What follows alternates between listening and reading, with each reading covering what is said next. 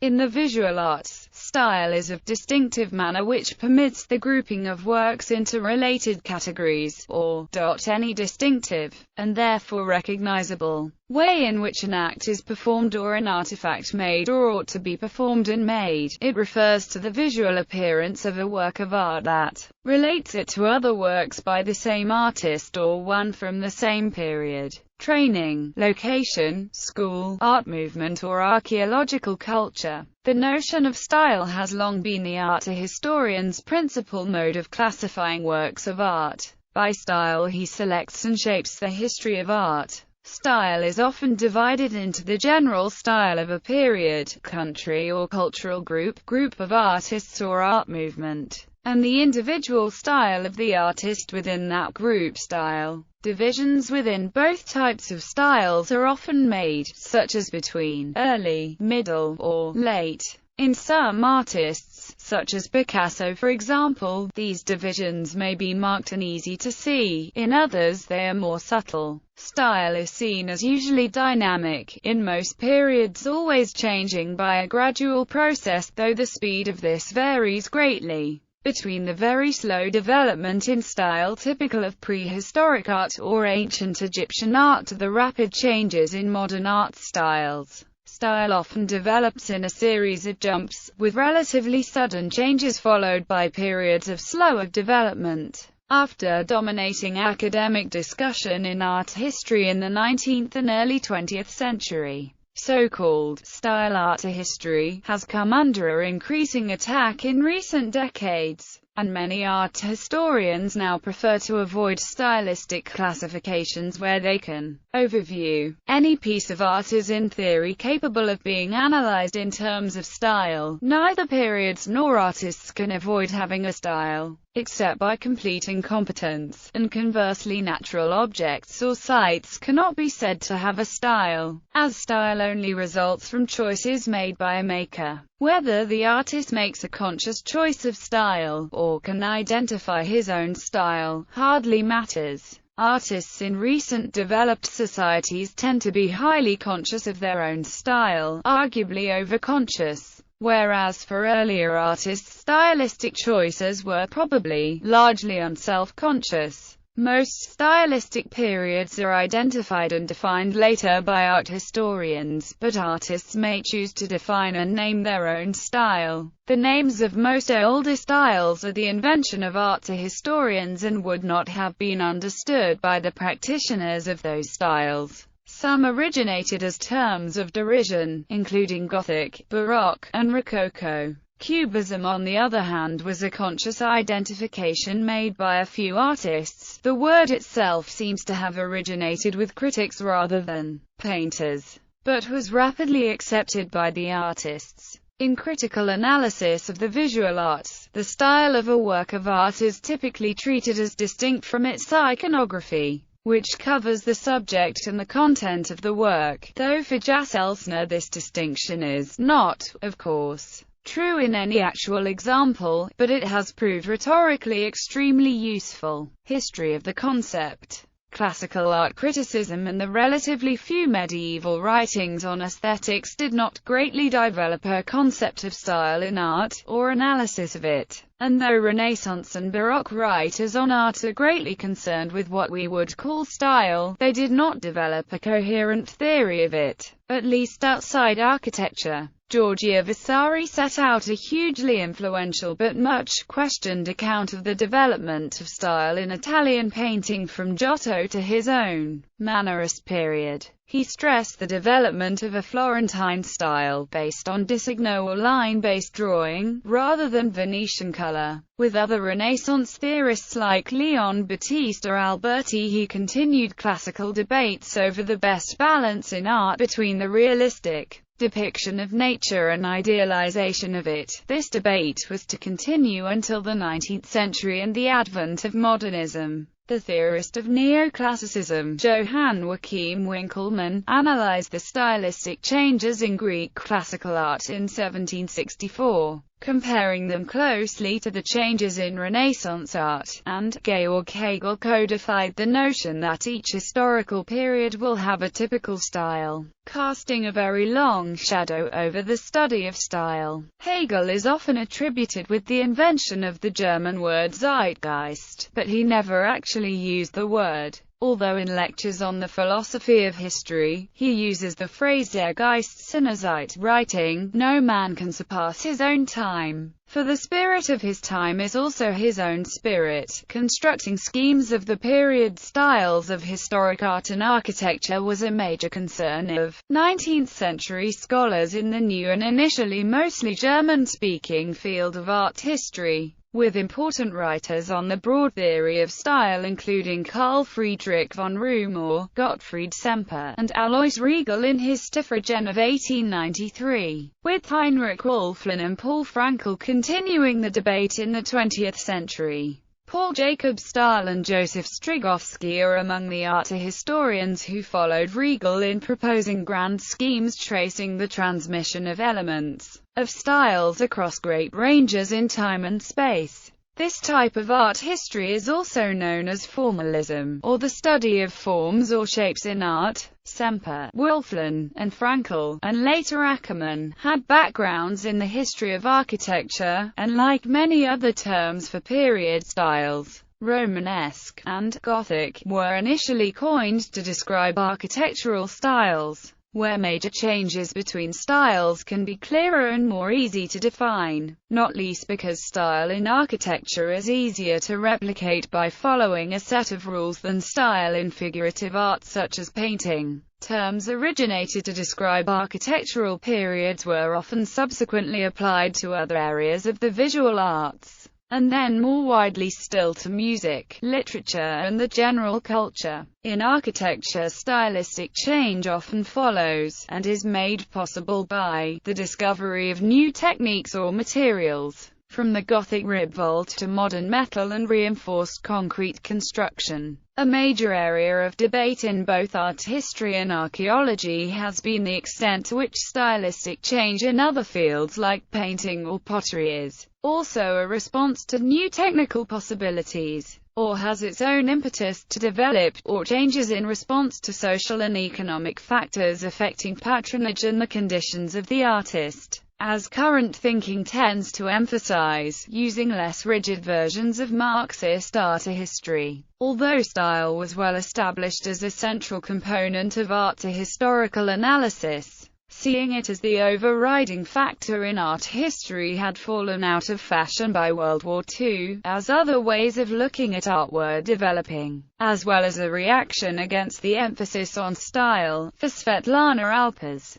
the normal invocation of style in art history is a depressing affair indeed. According to James Elkins, in the later 20th century criticisms of style were aimed at further reducing the Hegelian elements of the concept while retaining it in a form that could be more easily controlled. Maya Shapiro, James Ackerman, Ernst Gombrich and George Kubler have made notable contributions to the debate, which has also drawn on wider developments in critical theory. In 2010, Jas Elsner put it more strongly: for nearly the whole of the 20th century, style art history has been the indisputable king of the discipline, but since the revolutions of the 70s and 80s the king has been dead. Though his article explores ways in which style art history remains alive, and his comment would hardly be applicable to archaeology. The use of terms such as counter maniera appears to be in decline, as impatience with such style labels grows among art historians.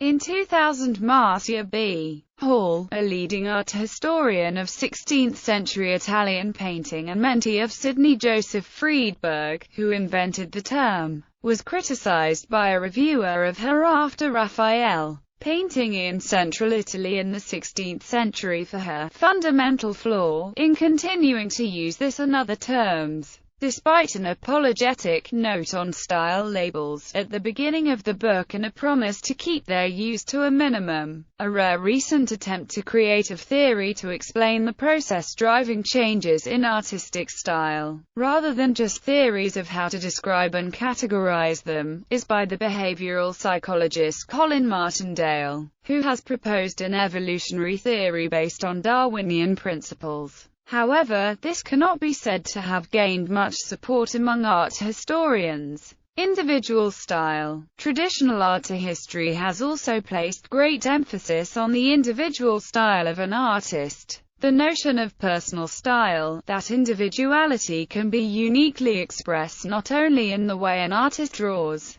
but also in the stylistic quirks of an author's writing, is perhaps an axiom of Western notions of identity. The identification of individual styles is especially important in the attribution of works to artists, which is a dominant factor in their valuation for the art market, above all for works in the Western tradition since the Renaissance. The identification of individual style in works is essentially assigned to a group of specialists in the field known as connoisseurs. A group who center in the art trade and museums, often with tensions between them and the community of academic art historians. The exercise of connoisseurship is largely a matter of subjective impressions that are hard to analyze, but also a matter of knowing details of technique in the hand of different artists. Giovanni Morelli pioneered the systematic study of the scrutiny of diagnostic minor details that revealed artists' scarcely conscious shorthand and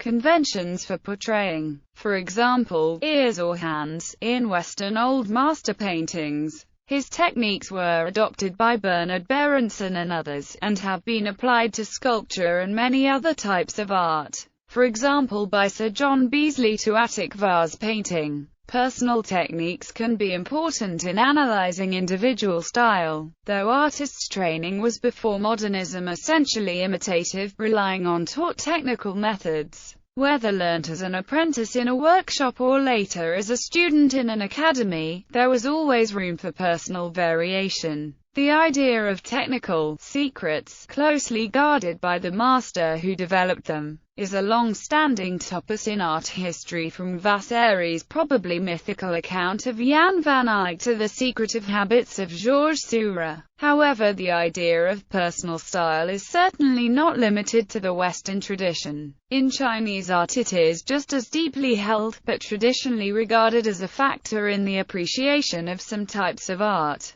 Above all, calligraphy and literati painting, but not others, such as Chinese porcelain, a distinction also often seen in the so-called decorative arts in the West. Chinese painting also allowed for the expression of political and social views by the artist a good deal earlier than is normally detected in the West. Calligraphy, also regarded as a fine art in the Islamic world and East Asia, brings a new area within the ambit of personal style. The ideal of Western calligraphy tends to be to suppress individual style, while graphology, which relies upon it, regards itself as a science. Manner. Manner is a related term, often used for what is in effect a subdivision of a style, perhaps focused on particular points of style or technique. While many elements of period style can be reduced to characteristic forms or shapes that can adequately be represented in simple line-drawn diagrams, manner is more often used to mean the overall style and atmosphere of a work, especially complex works such as paintings, that cannot so easily be subject to precise analysis. It is a somewhat outdated term in academic art history, avoided because it is imprecise. When used it is often in the context of imitations of the individual style of an artist, and it is one of the hierarchy of discrete or diplomatic terms used in the art trade for the relationship between a work for sale and that of a well-known artist, with manner of Rembrandt, suggesting a distanced relationship between the style of the work and Rembrandt's own style.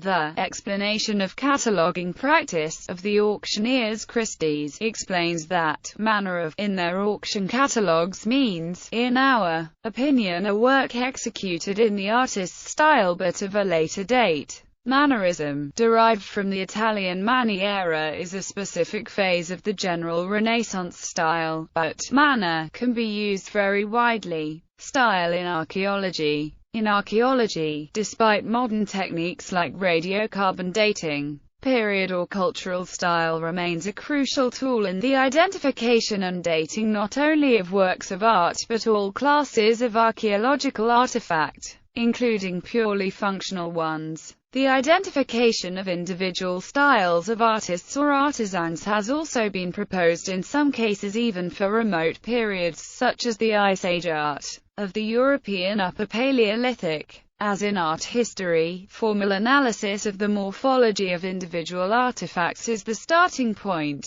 This is used to construct typologies for different types of artifacts, and by the technique of seriation a relative dating based on style for a site or group of sites is achieved where scientific absolute dating techniques cannot be used. In particular where only stone, ceramic or metal artifacts or remains are available, which is often the case. Sherds of pottery are often very numerous in sites from many cultures and periods, and even small pieces may be confidently dated by their style. In contrast to recent trends in academic art history, the succession of schools of archaeological theory in the last century, from culture-historical archaeology to processual archaeology and finally the rise of post-processual archaeology in recent decades has not significantly reduced the importance of the study of style in archaeology as a basis for classifying objects before further interpretation. Stylization. Stylization and stylized have a more specific meaning, referring to visual depictions that use simplified ways of representing objects or scenes that do not attempt a full,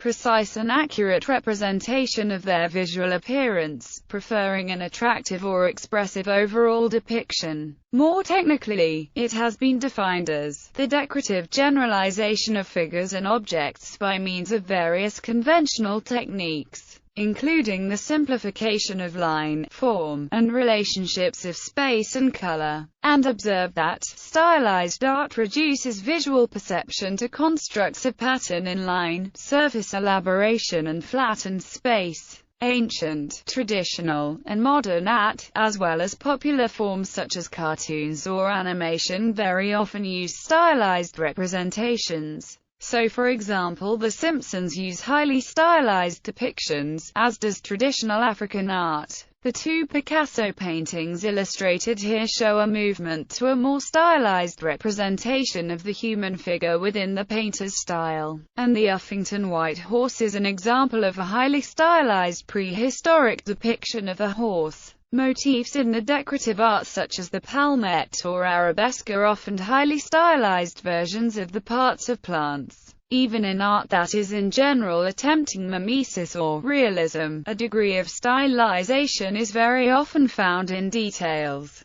and especially figures or other features at a small scale, such as people or trees etc., in the distant background even of a large work. But this is not stylization intended to be noticed by the viewer, except on close examination. Drawings, modelling, and other sketches not intended as finished works for sale will also very often stylize. Stylized may mean the adoption of any style in any context, and in American English is often used for the typographic style of names, as in, AT&T is also stylized as AT&T. Computer identification. In a 2012 experiment at Lawrence Technological University in Michigan, a computer analyzed approximately 1,000 paintings from 34 well-known artists using a specially developed algorithm and placed him in similar style categories to human art historians. The analysis involved the sampling of more than 4,000 visual features per work of art.